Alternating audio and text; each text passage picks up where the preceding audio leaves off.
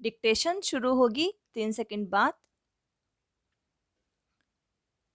महोदय, इस उपग्रह पर मानव अस्तित्व को बनाए रखने के लिए सबसे पहले आवश्यक है कि ऐसे विकास कार्यों को जारी रखा जाए जो सामाजिक न्याय पर आधारित हों और जिन्हें न्यायपालिका का समर्थन प्राप्त हो। अन्यथा पर्यावरणीय प्रदूषण के कारण न तो पीने के लिए साफ पानी मिलेगा और न सांस लेने के लिए शुद्ध वायु, और न ही आश्रय देने वाले वृक्ष ही रहेंगे। 21वीं सदी में संपूर्ण संसार मात्र शमशान भूमि तथा उद्योगों की छीजन और रेडियोधर्मी कचरे की कूड़ेदानी बनकर रह जाएगा। लोभी मानव को सोने का अंडा देने वाली मुर्गी को नहीं मारना चाहिए। वायु, जल, वनस्पतियां और पशु पक्षी मनुष्य जाति के अस्तित्व के अभिन्न अंग हैं, जिन पर उसका भविष्य निर्भर करता है। सार्वभौमिक न्याय का यही मूल तत्व है, जिसे राष्ट्रीय और अंतर्राष्ट्रीय कानूनों का रूप दिया जाना चाहिए। कुछ विशेष अपवादों को छोड़कर हमारे न्यायालय समझते हैं कि पर्यावरण संबंधी कानून से न्याय व्यवस्था भंग हो जाएगी और कानूनी अधिकारों का हनन होगा, क्योंकि हमारे विधिवेता और न्याय प्रणाली कानून के इन नए आयामों से अपरिचित ही नहीं, अनभिज्ञ भी हैं। यह अधिनियम काफ़ी व्यापक है और इसमें विभिन्न प्रकार के जल स्रोतों को शामिल किया गया है। अधिनियम में केंद्रीय और राज्य प्रदूषण निवारण एवं नियंत्रण मंडलों की स्थापना का प्रावधान किया गया है, जो स्वायत्त निकायों के रूप में कार्य करेंगे। अधिनियम के कार्यान्वयन के लिए स्थापित इन मंडलों के दो महत्वपूर्ण कार्य हैं: प्रदूषण मानक निर्धारित करना तथा उद्योगों के कचरे और वाहित मल को नदियों में बहाने के लिए स्वीकृति प्रदान करना। केंद्रीय प्रदूषण नियंत्रण मंडल केंद्र सरकार और राज्यों के प्रदूषण नियंत्रण मंडल राज्य सरकारों के लिखित निर्देशों का पालन करने के लिए बाध्य होंगे। राज्य में प्रदूषण नियंत्रण मंडल द्वारा निर्धारित मानकों का अतिक्रमण और सहमति की शर्तों का उल्लंघन करने वालों को कठोर दंड देने का प्रावधान किया गया है। तथापि इस अधिनियम के अधीन प्रदूषण नियंत्रण मंडल द्वारा शिकायत किए जाने पर या उसकी पूर्वानुमति से ही किसी न्यायालय द्वारा किसी अपराध पर विचार किया जा सकता है।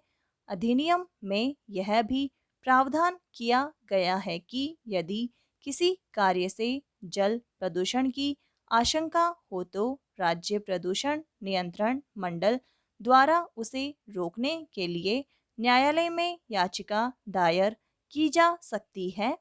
इस अधिनियम के द्वारा पानी के नमूने लेने, जांच और मुआयना करने के लिए प्रदूषण नियंत्रण मंडलों को व्यापक अधिकार दिए गए हैं।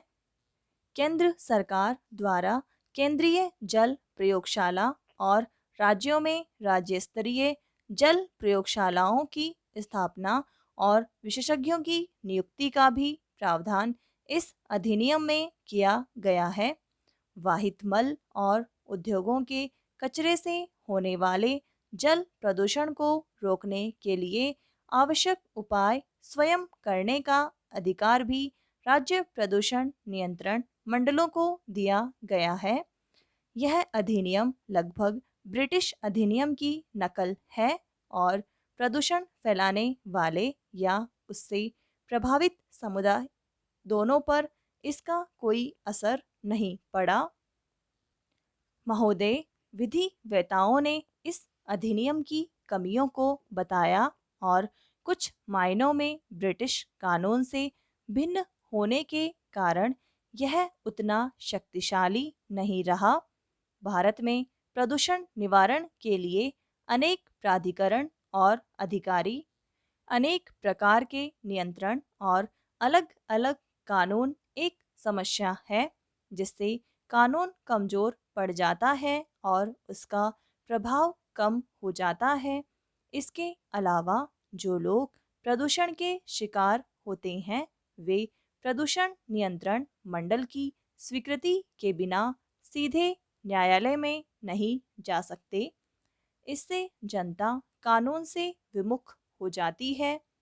अधिनियम की खामियों के कारण हाल ही में केरल उच्च न्यायालय द्वारा प्रदूषण नियंत्रण मंडल का मुकदमा खारिज कर दिया गया। जल अधिनियम 1974 के अनुरूप वायु प्रदूषण निवारण एवं नियंत्रण अधिनियम 1981 तैयार किया गया। खेद है कि अधिनियम का प्रारूप तैयार करने वालों और विधायकों ने इसके लिए समाजवादी राष्ट्रों के व्यापक पर्यावरणीय कानूनों की सहायता नहीं ली। यह बड़े हर्ष का विषय है कि वर्तमान कानूनों की कमियों को देखते हुए संसद द्वारा पर्यावरण अधिनियम 1986 का 29वां अधिनियम पारित किया गया। यह अधिनियम काफ़ी व्यापक है और इसका क्षेत्र भी विस्तृत है तथा इसके अधीन भारत सरकार को पर्यावरण की सुरक्षा और सुधार और किसी भी प्रकार के प्रदूषण को कम करने के लिए काफ़ी शक्तियाँ प्रदान की गई हैं। इसमें जल, वायु आदि के मानक निर्दिष्ट करने और उद्योगों की स्थापना तथा खतरनाक पदार्थों के रख रखाव के संबंध में प्रतिबंध लगाने में सावधानी बरती गई है। पर्यावरण के प्रदूषण के कारण होने वाली दुर्घटना से बचने और उद्योगों की चिमनियों से निकलने वाले प्रदूषणकारी तत्वों पर नियंत्रण के लिए अन्य उपाय करना केंद्र सरकार के अधिकार क्षेत्र में आता है। इसके अधीन पर्यावरणीय प्रयोगशालाएं स्थापित की जा सकती हैं और विश्लेषक नियुक्त किए जा सकते हैं। दोषी निगमित क्षेत्र और सरकार के विभागों को भी दंड दिया जा सकता है। यद्यपि यह कानून काफ़ी साहसिक कदम समझा जा सकता है, लेकिन संकट के समय निष्प्रभाव साबित हो सकता है। इन नए कानूनों में भयंकर दोष रह गए हैं। आश्चर्य है कि ध्वनि प्रदूषण जैसे विषय को छोड़ दिया गया। यद्यपि केंद्रीय प्रदूषण नियंत्रण बोर्ड द्वारा हाल ही में इस संबंध में संशोधन किया गया है, जिसे अभी लागू किया जाना है। जनता की भागीदारी को प्रोत्साहित नहीं किया जाता और अफसरशाही पर अत्यधिक भरोसा किया जाता है। कारोबार की स्वतंत्रता पर समुचित प्रतिबंध लगाए गए हैं और पर्यावरण सुरक्षा के कारण खतरनाक उद्योगों को नियंत्रित या मनाही की जा सकती है।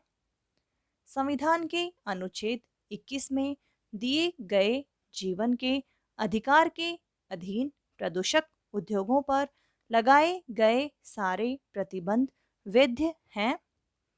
बहुमूल्य प्राकृतिक संपदा को नष्ट होने या क्षति से बचाने के लिए अनुच्छेद 39 के अधीन राज्य द्वारा औद्योगिक और कृषि कार्यों पर प्रतिबंध लगाया जा सकता है। अनुच्छेद 39 ख के अधीन भौतिक संसाधनों पर नियंत्रण ताकि उनका सामान्य हित में सर्वोत्तम उपयोग किया जा सके। समाप्त।